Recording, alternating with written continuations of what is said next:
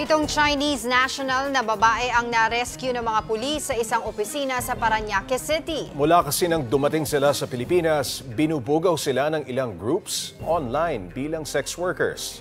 Magbabalita si Dave Abuel. Sinalakay ng District Special Operations Unit ng Southern Police District ang opisinang ito sa Parañaque City noong Sabado. Dito nila pinusasa ng isang Chinese national na lalaki na nadatnan nila.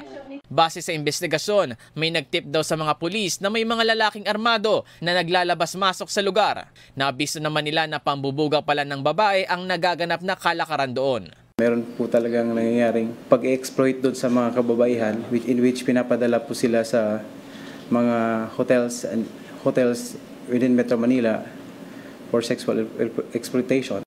7 babaeng Chinese national na edad 20 hanggang 28 ang naisalba ng mga pulis.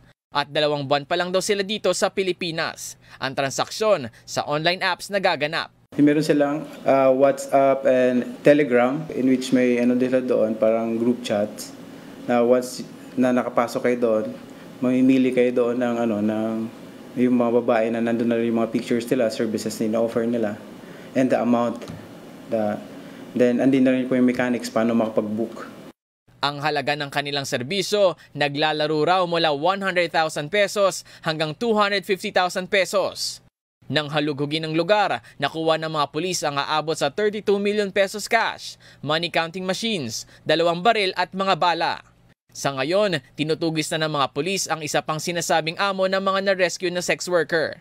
Maharap naman sa kasong paglabag sa Anti-Trafficking in Persons Act ang nahuling Chinese national at isa pang pinaghahanap na Chinese national.